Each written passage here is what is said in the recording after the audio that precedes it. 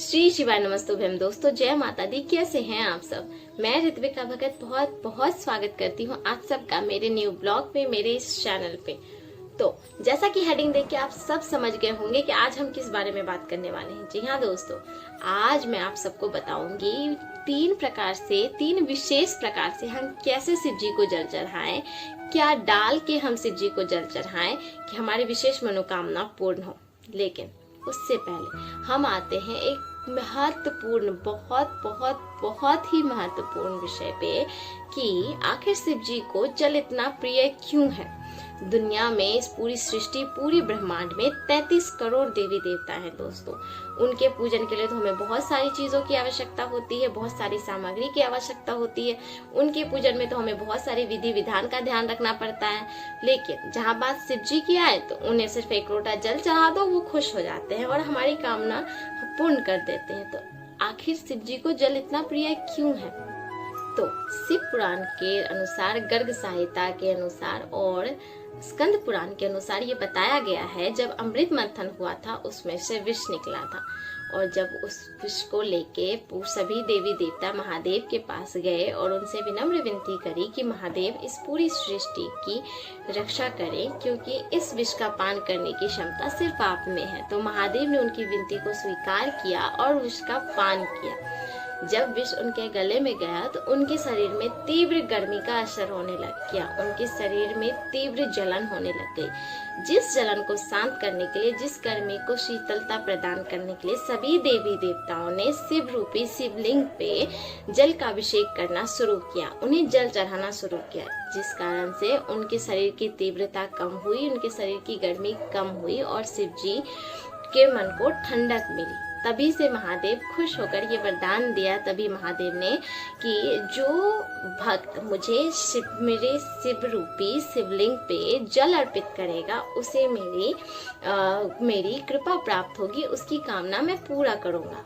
तो तब से ही शिव जी पे जल चढ़ाने का नियम है दोस्तों। तो दोस्तों अब हम आते हैं अपने मेन विषय पे। सबसे ग्रंथों में, शिव पुराण में, स्कंद पुराण में 3 तरीके से जल चढ़ाने का नियम बताया गया है। साधारणतः सबसे पहले सादा जल, दूसरा इत्र डालकर जल और तीसरा बेलपत्री का जल। सबसे पहले हम बात करेंगे सादे जल के बारे में। 1 लोटा जल आप अपने घर से भरकर लेके जाएं और शिवलिंग पे अर्पित करें। अब आप में से बहुत से लोग कहेंगे कि मतलब 1 लोटा जल हम अपने घर से ही भरकर क्यों लेके जाएं, शिवालय में भी तो जल होता है, हम वहीं से शिव जी को जल क्यों नहीं चढ़ा सकते लेके?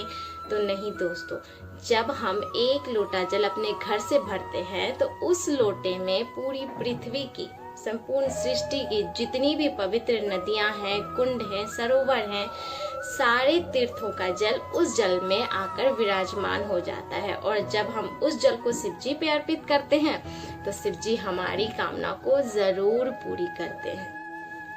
अब हम बात करते हैं दूसरे तरीके के जल चढ़ाने के नियम के बारे में।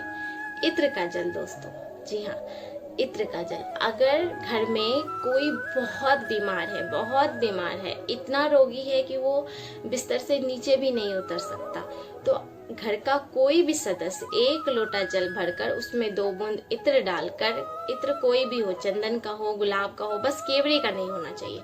केवड़े का जल, केवड़े का इत्र, केवड़े की धूपबत्ती कुछ भी महादेव को नहीं लगती, महादेव को नहीं चढ़ाना चाहिए। उसके पीछे का कारण क्या है, इसके लिए भी मैं अलग से वीडियो लेके आऊंगी, नहीं तो ये बहुत ज्यादा लंबा हो जाएगा। तो बस केवड़े का जल, केवड़े का इत्र छोड़कर उसमें चंदन का इत्र डाल दो, आप गुलाब का इत्र डाल दो।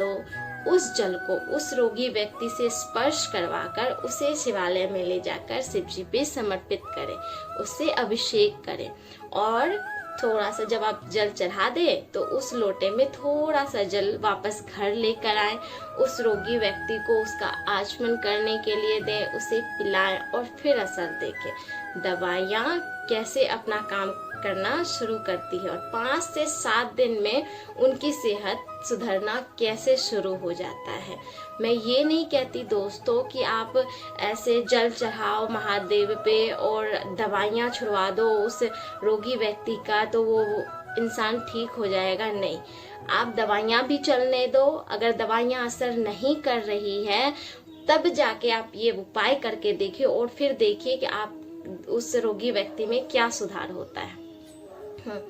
और अब हम बात करते हैं अपने अंतिम तरीके शिव जी पे बेलपत्र डालकर जल चढ़ाने के बारे में। जी हाँ दोस्तों, आपकी कोई विशेष मनोकामना है, किसी का व्यापार नहीं चलता, किसी के घर में बहुत कलेशबाजी होती है, किसी के घर में कोई किसी की शादी नहीं हो रही, किसी के घर में ऐसा होता है कि मतलब कोई भी आपकी कामना हो, कोई भी विशेष मनोकामना हो आपकी, जो आप चाहते हो कि पूरी करें महादेव, तो आप करें कि 1 लोटे जल में 1 बेलपत्र का डालें। उस बेलपत्र को डालते वक्त ही आप अपनी कामना कहें और फिर उसको ले जाकर शिवालय पे शिव जी पे अर्पित कर दे, शिव जी को चढ़ा दे और सिर्फ प्रणाम करें, अपनी झोली फैलाएं, अपनी हाथ फैलाएं और बगैर शिव जी से कुछ कहें आप वापस आ जाए, क्योंकि आपने जो बेलपत्र पर जल चढ़ाया है ना, आपका संदेश, आपकी प्रार्थना, आपकी विनती महादेव तक पहुंच ही जाएगी और आपकी कामना